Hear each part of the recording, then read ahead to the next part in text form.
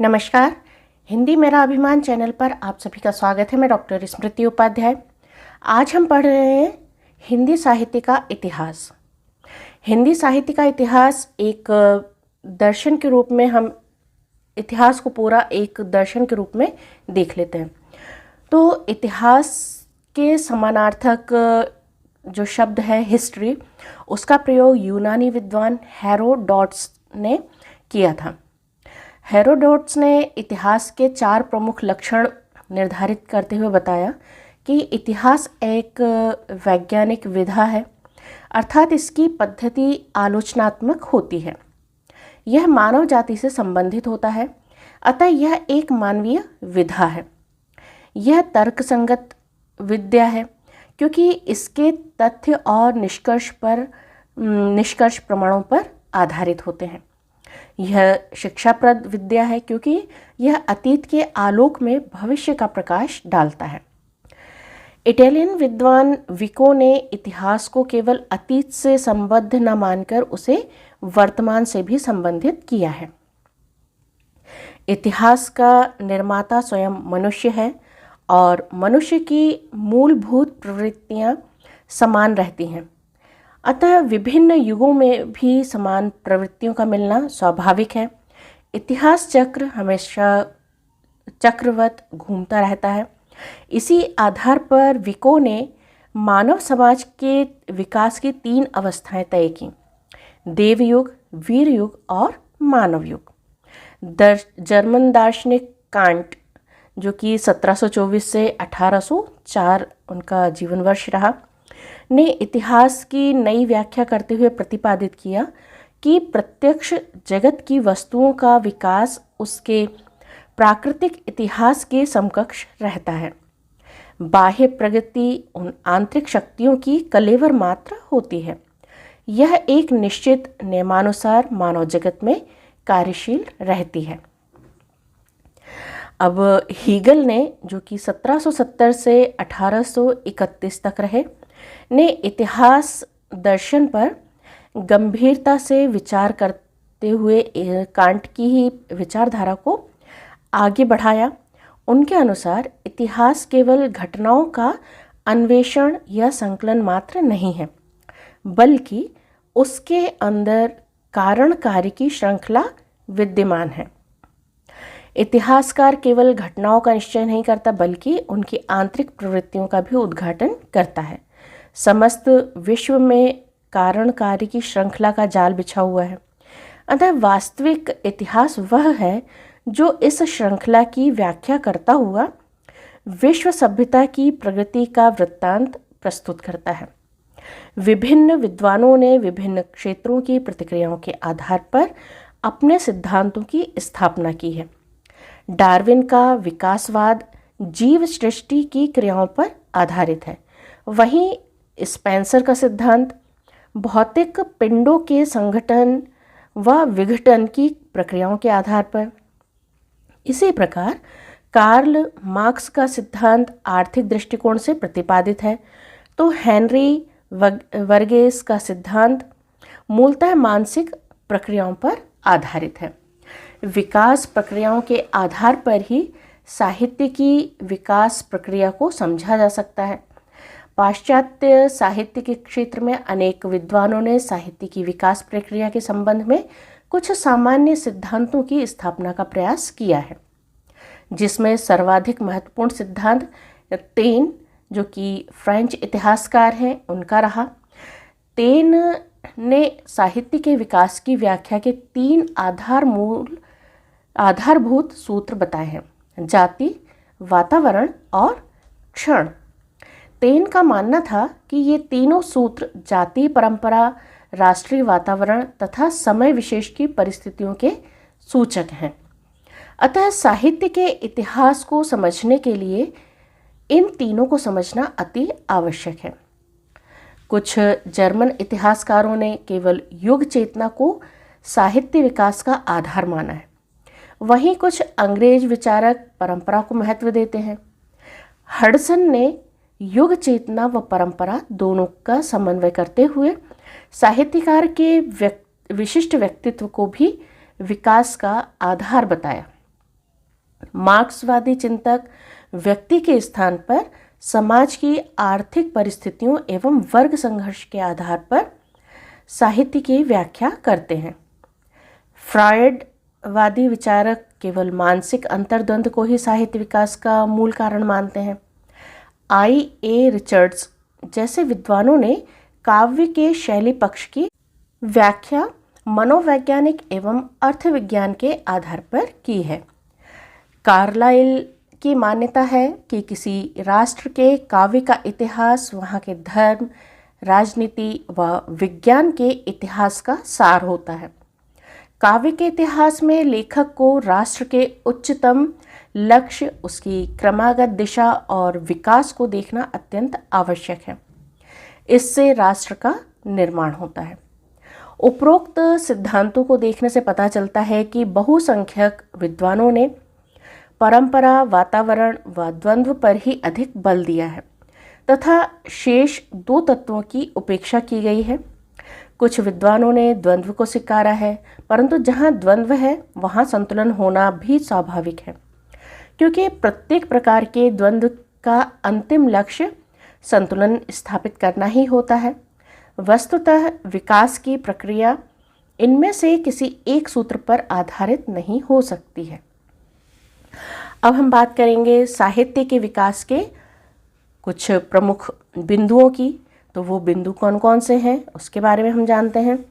तो साहित्य के विकास के लिए हमें निम्नलिखित 5 बिंदुओं को स्वीकार करना आवश्यक है। पहला है प्राकृतिक सृजन शक्ति। तो साहित्य के विकास में सर्वाधिक योगदान प्राकृतिक सर्जन शक्ति का रहता है, जो व्यक्ति के माध्यम से कार्य करती है। प्राचीन व अर्वाचीन साहित्य शास्त्रियों ने इस विशेष शक्ति को प्रतिभा, सर्जन क्षमता, कल्पना शक्ति, सहानुभूति आदि नामों से पुकारा है। सभी वर्ग के चिंतक साहित्यकार में विशेष शक्ति का अस्तित्व अवश्य मानते हैं। साहित्य का सृजन एक विशिष्ट शक्ति के द्वारा होता है, जो विभिन्न व्यक्तियों को विभिन्न मात्रा में नैसर्गिक रूप से प्राप्त होती है। साहित्यकार की सृजन क्षमता विचारों, भावों, अनुभूतियों, संस्कारों आदि का सहयोग प्राप्त करती है तथा विचार, भाव, अनुभूति आदि की क्षमता भी उसे प्रकृति से ही प्राप्त होती है। इन्हीं क्षमताओं को समन्वित रूप से मानसिक शक्ति नाम दे देते हैं। दूसरा है परंपरा। साहित्य के विकास की प्रक्रिया का दूसरा मूल तत्व परंपरा है। कोई भी साहित्यकार अपनी अपार सृजन क्षमता के होते हुए भी परंपरा से कुछ न कुछ ग्रहण किए बिना साहित्य के विकास में योगदान नहीं दे सकता। साहित्यकार अनेक परंपराओं को न अपनाकर अपनी रुचि, संस्कार, परिस्थिति इत्यादि के आधार पर किसी परंपरा को अपनाते हैं। साहित्यकार किसी भी युग अथवा देश की परंपरा को अपना सकता है। वस्तुतः हमें परंपराओं का अध्ययन करते समय साहित्यकार की उपरोक्त सभी प्रवृत्तियों को ध्यान में रखना चाहिए। तीसरा है वातावरण। विकास प्रक्रिया का तीसरा चरण वातावरण है। साहित्य की दृष्टि से वातावरण के 4 पक्ष निर्धारित किए जा सकते हैं। पहला है युग विशेष की सामान्य परिस्थितियाँ। दूसरा है साहित्यकार की विशेष परिस्थितियाँ। तीसरा है साहित्यकार के आश्रयदाताओं या पाठकों की रुचि व प्रवृत्ति। चौथा है विशिष्ट रचना से संबंधित विशेष प्रेरणा स्रोत। कोई भी साहित्यकार अपने युग के वातावरण, पाठकों या आश्रयदाताओं की रुचि, प्रवृत्तियों एवं विभिन्न प्रेरणा स्रोतों से कम या अधिक मात्रा में प्रभावित हुए बिना नहीं रह सकता। वस्तुतः इन सबका सम्मिलित प्रभाव ही साहित्यकार की सृजन शक्ति के उद्दीपन, पोषण एवं संरक्षण का कार्य करता है। वातावरण की उपेक्षा करने वाला साहित्यकार अपनी पूर्ण क्षमता विकसित करने में असफल रहता है। चौथा है द्वंद्व। विकास प्रक्रिया में योगदान देने वाला चौथा तत्व द्वंद्व है। द्वंद्व दो वस्तुओं के पारस्परिक आकर्षण व प्रतिकर्षण के कारण होता है। विकास के क्षेत्र में सृजन शक्ति द्वंद्व से ही प्रेरित होकर सक्रिय होती है। साहित्यकार की भी सृजन शक्ति किसी न किसी प्रकार के द्वंद्व से प्रेरित होकर परंपरा व वातावरण के सहयोग से कार्य करती है। द्वंद्व भौतिक, सामाजिक, राजनीतिक, सांस्कृतिक या मानसिक किसी भी प्रकार का हो सकता है। द्वंद्व जितना तेज होगा, साहित्य के विकास की परंपरा उतनी ही तीव्र होगी। पांचवा है संतुलन। साहित्य के विकास की प्रक्रिया का पांचवा तत्व संतुलन या सामंजस्य है। यह संतुलन द्वंद्व की ही चरम परिणति का सूचक है। लक्ष्य की पूर्ति होने पर द्वंद्व स्वतः समाप्त हो जाता है। इस परिस्थिति को संतुलन नाम दिया गया है। इस प्रकार साहित्य की किसी भी कृति, प्रवृत्ति, धारा, परंपरा के विकास को स्पष्ट करने के लिए उपरोक्त पांचों तत्वों का होना अनिवार्य है। इन्हीं पांचों तत्वों को ध्यान में रखकर रचनाकार के व्यक्ति वैशिष्ट, आधारभूत परंपरागत तत्वों, तदयुगीन वातावरण तथा प्रेरक द्वंद्व व संतुलन की स्थितियों पर विचार करना चाहिए। अन्यथा हमारे निष्कर्ष एकांगी अथवा एक पक्षीय हो सकते हैं। अतः हम स्पष्ट है कि इतिहासकार कृति मूल्यांकन युगीन प्रवृत्तियों के संदर्भ में करता है। आलोचना में हम मूल्यांकन पर बल देते हैं, परंतु इतिहास में युगीन प्रवृत्तियों के सापेक्ष साहित्य के विश्लेषण पर ध्यान दिया जाता है। अब हम बात करेंगे हिंदी साहित्य के इतिहास की लेखन पद्धतियों की। तो हिंदी साहित्य के इतिहास की लेखन पद्धतियों को 4 भागों में विभाजित किया गया है। पहला है वर्णानुक्रम पद्धति। इस पद्धति में लेखकों एवं कवियों का परिचय उनके नामों के वर्णों के क्रम में दिया जाता है। जैसे नगेंद्र, हजारी प्रसाद द्विवेदी, तो नगेंद्र न आया पहले, उसके बाद हजारी प्रसाद द्विवेदी ह क्रम में आए। इस पद्धति में कालक्रम अलग अलग होने के बाद भी कवि को एक साथ रखा जाता है। जैसे कबीर व केशव, दोनों का नाम क अक्षर से तो है, परंतु कालक्रम भिन्न है। एक का कालक्रम भक्ति काल का है तो दूसरे का रीति काल है। डॉक्टर शिव सिंह सेंगर एवं गारसी दत्तासी दोनों ने इस पद्धति का प्रयोग किया है। इस पद्धति से लिखे ग्रंथ अनुपयोगी व दोषपूर्ण माने जाते हैं। दूसरा है कालानुक्रमी पद्धति। इस पद्धति में कवियों एवं लेखकों का विवरण ऐतिहासिक काल क्रमानुसार तिथि क्रम से होता है। रचनाकार की जन्म तिथि को आधार बनाकर इतिहास ग्रंथ में उनका क्रम निर्धारित किया जाता है। जॉर्ज ग्रियर्सन व मिश्र बंधुओं ने इस पद्धति का प्रयोग किया है। तीसरा है वैज्ञानिक पद्धति। तो इस पद्धति में इतिहास लेखक पूर्णतः तटस्थ रहकर तथ्यों का संकलन करता है। तथ्यों को क्रमबद्ध एवं व्यवस्थित करके प्रस्तुत करता है। इस पद्धति में क्रमबद्धता तथा तथ्यों की पुष्टता अनिवार्य है। वैज्ञानिक पद्धति भी दोषपूर्ण है, क्योंकि इतिहास लेखन तथ्यों की ही नहीं बल्कि व्याख्या व विश्लेषण की मांग करता है, अतः विश्लेषण अनिवार्य है। चौथा है विधेयवादी पद्धति। यह पद्धति सर्वाधिक महत्वपूर्ण है। इस पद्धति का जन्मदाता तेन थे। तेन ने इस पद्धति को 3 भागों में बांटा है। पहला है जाति, दूसरा है वातावरण और तीसरा है क्षण। तो इस तरह से ये हिंदी साहित्य के इतिहास की लेखन पद्धतियाँ थीं। तो अभी हमने हिंदी साहित्य का इतिहास एक दर्शन देखा। तो अब हम उन्हीं को एक एक लाइन में विश्लेषित करते चलते हैं ताकि आपको याद करने में आसानी रहे। तो अतीत के तथ्यों, तत्वों एवं प्रवृत्तियों के काल विशेष या कालक्रम की दृष्टि से किए गए विवेचन को इतिहास कहते हैं। इतिहास दर्शन में इतिहास से संबंधित प्रचलित विभिन्न दृष्टिकोणों, धारणाओं व विचारों का अध्ययन किया जाता है।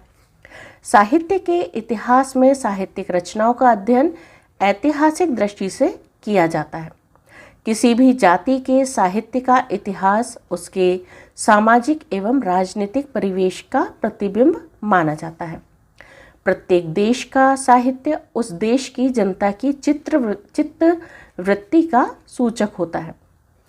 साहित्य के इतिहास में प्रायः आलोचनात्मक दृष्टिकोण का प्रयोग किया जाता है, परंतु साहित्य का इतिहास आलोचना नहीं है।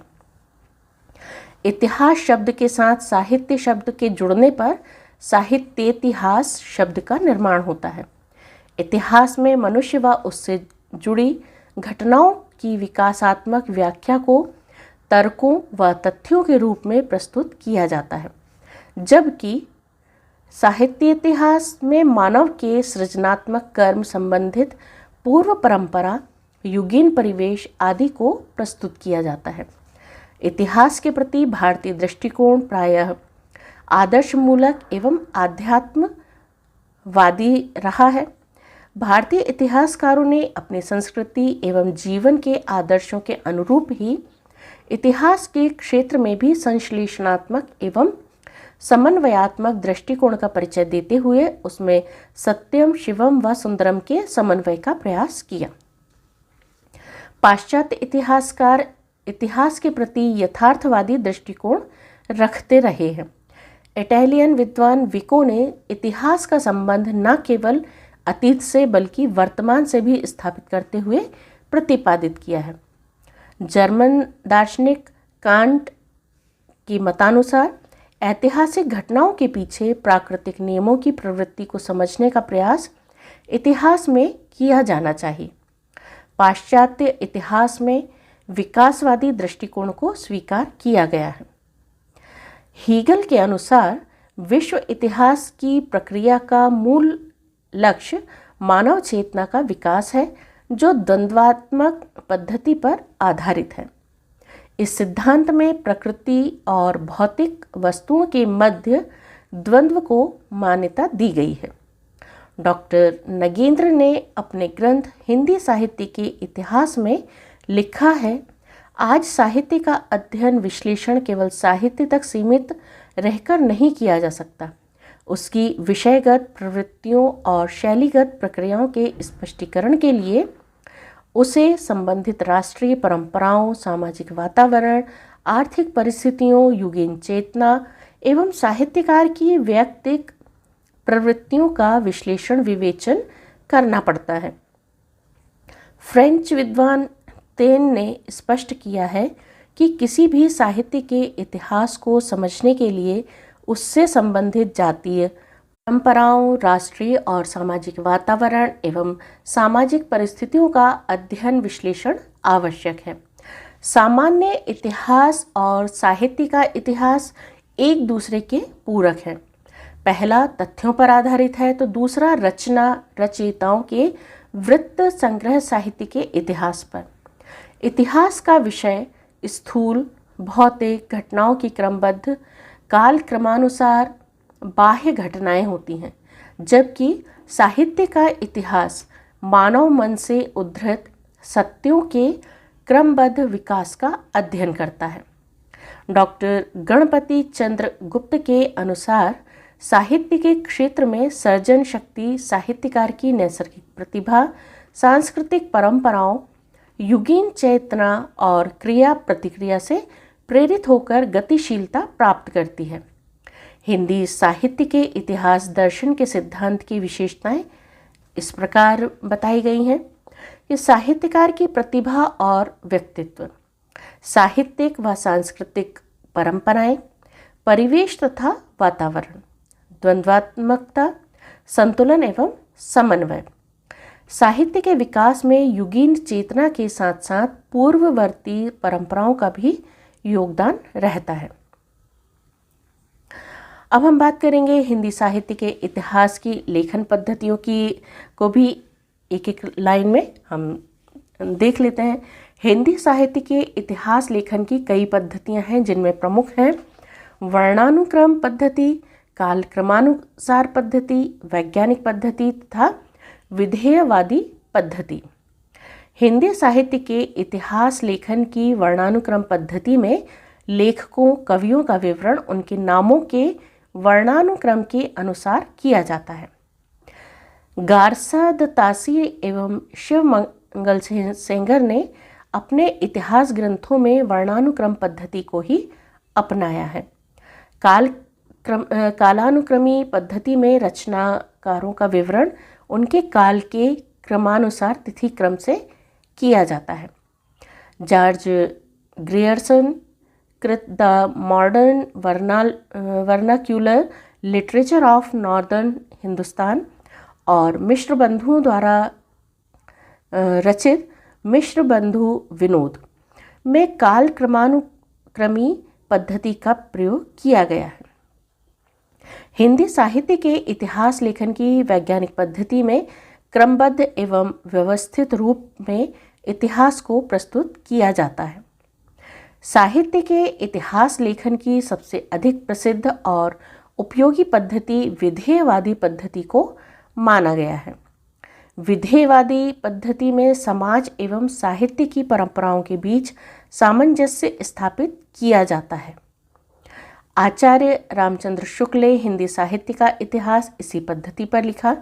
डॉक्टर राम कुमार वर्मा ने अपना शोध ग्रंथ हिंदी साहित्य का आलोचनात्मक इतिहास विशेष कालावधि को लक्ष्य करके लिखा है।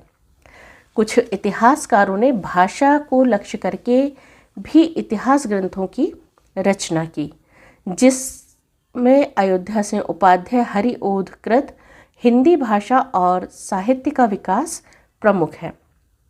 तो आज हमने हिंदी साहित्य के इतिहास की लेखन परंपरा और हिंदी साहित्य के इतिहास का दर्शन पढ़ा। अगले वीडियो में हम हिंदी साहित्य के इतिहास लेखन की परंपरा और हिंदी साहित्य के प्रमुख इतिहास ग्रंथों के बारे में पढ़ेंगे। तो अगले वीडियो में हम फिर मिलेंगे। तब तक के लिए नमस्कार, धन्यवाद।